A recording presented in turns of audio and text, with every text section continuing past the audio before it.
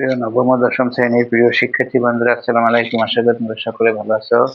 প্রতিদিনের মতো আজকে তোমাদের সামনে তোমাদের সাধারণ গণিতের অনুশীলনী 3.1 এর 5 নম্বর অঙ্ক নিয়ে উপস্থিত হয়েছি। আমাদের অঙ্কটা বলা হয়েছে যে a প্লাস b সমান √7 এবং a মাইনাস b সমান √5 হলে প্রমাণ করো যে 8ab into a square plus b square সমান 24। তার মানে আমাদের এই জায়গায় 8ab এবং a square plus b square মান করলে আমরা 24 পাবো। তাহলে আমরা এই অঙ্কটার জন্য আমাদের আলাদা সূত্র ব্যবহার করতে হবে।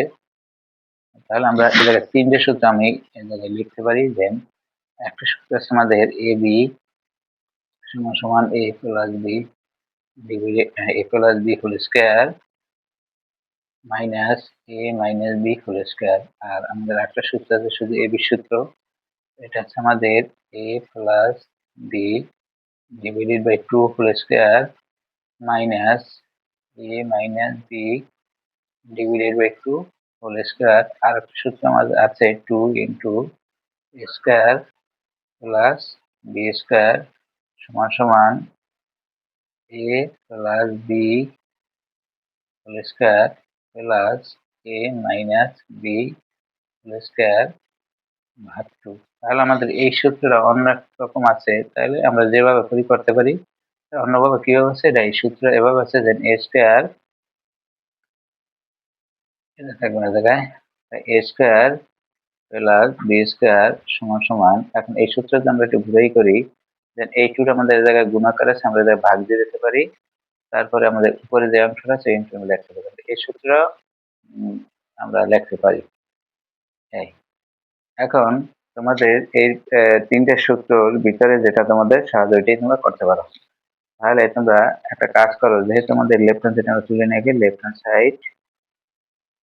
সাইড আমাদের কি আছে 8ab into a square plus B square.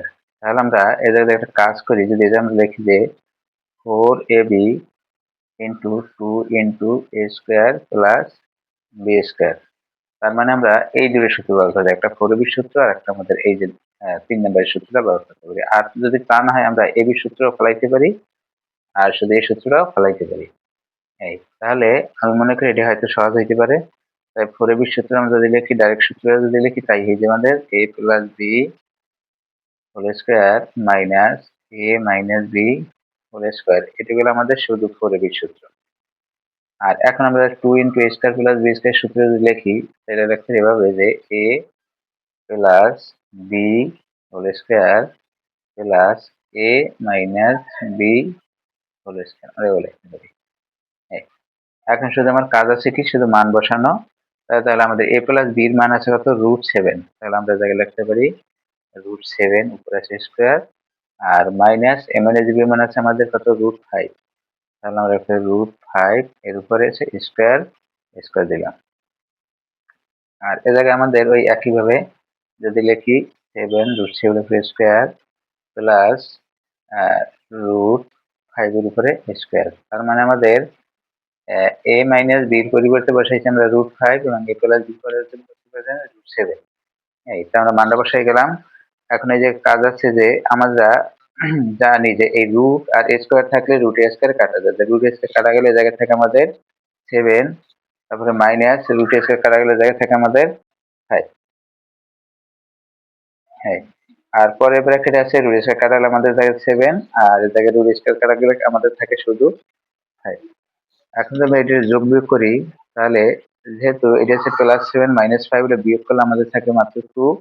আর এটা যেহেতু মাঝখানে প্লাস, এটা যোগ করলে আমাদের আছে কত, 12 পাশে। তাহলে যেহেতু ব্র্যাকেট, এই জন্য ব্র্যাকেটের মাঝখানে গুণ, এই জন্য গুণ সাইন দিয়ে দিলাম। তাহলে আমরা লিখতে পারি যদি এর গুণ করি, গুণ করলে আছে আমাদের 24। তাহলে আমরা দেখতে পাচ্ছি যে আমাদের রাইট হ্যান্ড সাইড আছে 24, আমাদের লেফট হ্যান্ড সাইড 24 হয়ে গেছে। এখন আমরা লিখতে পারি সুতরাং লেফট হ্যান্ড সাইড